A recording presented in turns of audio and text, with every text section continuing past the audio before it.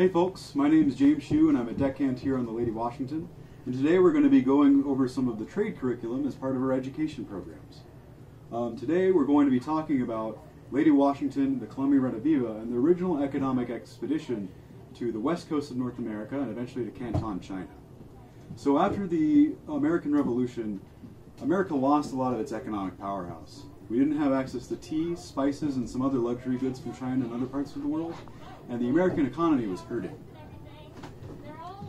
A lot of the economy was based off of these paper bills, kind of like what we use today. Only these bills weren't really good between different states. So for example, if I wanted to take a note from New York, and I wanted to spend it in New Jersey or Virginia, odds are none of the merchants there would accept it. So this presented a problem.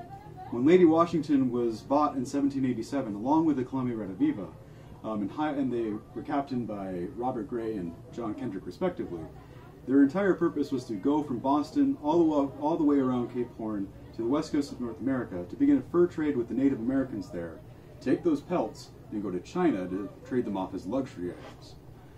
The Americans didn't really set out very prepared for the expedition. They set out originally with a whole bunch of glass beads to trade the natives. You can imagine that when they got there, Robert Gray and John Kendrick were a little flustered that when they got there, the Native Americans didn't really want any of their glass beads. The Native Americans at the time, so the Salish Coast people, which involved many different groups, as well as the Haida, the Chinook, the Coos River people, and as well as the lower and upper Umpqua people, had a pretty robust economy. They liked to use various things as currency, actual currency, such as these dentalium shells. These shells could be dredged from the bottom of rivers and estuaries, and knowing the general regeneration rate of the population, they can actually use them kind of like we use dollar bills today. Along with that, the Chinook, who were known as to be a trading tribe, had a very large trading network set up as far north as Canada, as far as south as Mexico, and even as far east as Arizona. This trading network was good for a lot of things. However, there was something that the Native Americans definitively lacked, and that was processed metal, or metal ore. For a long time, the Native Americans were using obsidian, so volcanic glass, to make weapons and other tools.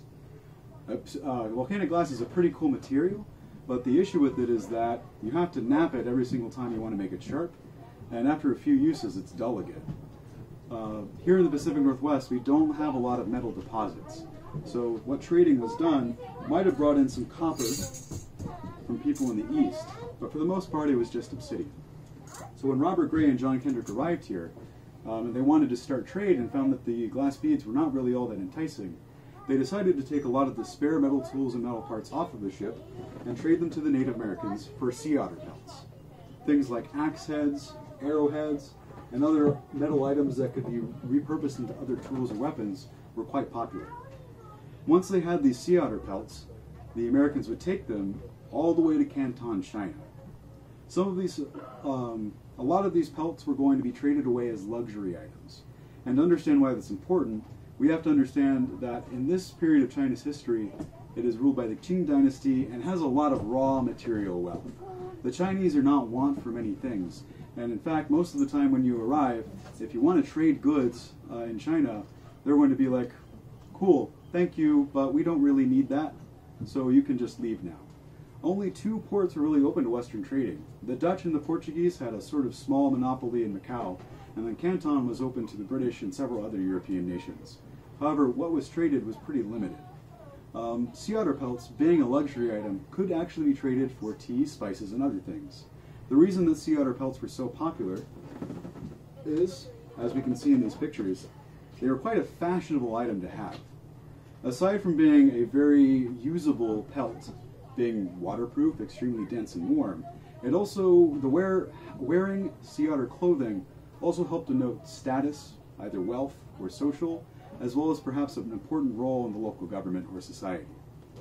You can see here a Chinese man in a sea otter pelt, hat and coat, and this is an Imperial Qing robe, which you can tell from the yellow dragons, if you can see that in the video, lined with sea otter pelts. When they got there, they traded all these items for tea.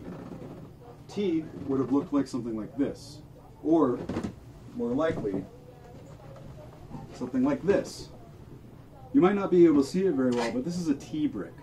So if you go back quite a bit, if you go back a few decades, and even nowadays, some of the tea in China is wetted, pressed into blocks, and then shipped in crates to other places in the world. This is for the most part how tea was generally consumed and sold, as opposed to tea bags or loose leaf. The way that you would use one is you'd flip it around, cut it along the lattice pattern in the back, and put a little bit into your tea kettle, or you could perhaps shave some off. Tea was extremely expensive. One brick of tea may very well be equal to an entire year's pay for most workers, let alone a sailor. And so this made it a very valuable commodity to the American economy and to the individual. Other things that would have been traded for are some common spices like cinnamon, coriander pepper, clove, and mustard seed. If you enjoy eating anything today that tastes remotely good, you're probably thankful for some spices. Other things that were probably traded for as luxury items would have been china or porcelain, ceramic, as well as silk fabric. Silk fabric, again, being a very nice luxury item to sell off to some wealthy merchants or aristocrats. So, now in Canton, Robert Gray and John Kendrick kind of come to a head. Robert Gray wants to go back home and see his family and he wants to complete his contract. Doesn't want to hang around for too much longer. John Kendrick, on the other hand, wants to continue trying to drum up trade in the Pacific Northwest. So, knowing this, John Kendrick trades Robert Gray, and what they do is Robert Gray now takes the Columbia Renaviva all the way back to Boston. He circumnavigates along the other side through the Atlantic, or the Indian and the Atlantic Ocean, and lands back in Boston. As far as we know, he never returned to the West Coast. John Kendrick, on the other hand, now captain of the Lady Washington, goes back to the Pacific Northwest and attempts to trade more. From there, some unfortunate events happened. Through several misunderstandings between Kendrick, the crew, and the local native population, there was unfortunately some violence that occurred in the trade. However, we work a lot today to try and mend these relationships and bring a better understanding to the context of these events. Eventually, Lady Washington ran aground in the Philippines. Unfortunately, after John Kendrick had died in a mishap in Hawaii, a new captain took the boat to the Philippines and attempted to trade. Not being an economically viable venture, they hung around there for a little while before being caught in a typhoon, retreating upriver to try and escape, and then foundering on a sandbar. All in all, and I believe roughly 2 to 3 hours, the ship broke up, but most of the crew and the cargo made it off safely. As for Robert Gray returned to Boston with a hold full of tea and other valuable goods. It would have been the largest economic venture, one of the largest economic ventures in American history, if it weren't for the fact that when they got there, they realized that all the tea had spoiled. So even though the expedition was largely an economic bust, and there wasn't a lot of money to be made, the presence of Americans on the North American West Coast proved to be a lasting legacy, sometimes for better and sometimes for worse. Not soon after the Lady Washington, John Kendrick, and Robert Gray arrived, the Lewis and Clark expedition would start making its way out to the American West Coast. The Spanish and the British were also in the midst of territorial disputes, and the British were also trying to create trade relations with Native Americans out here. Soon after followed the Masterson expedition, and the rest is history. Thanks for joining us, and I hope you enjoyed this.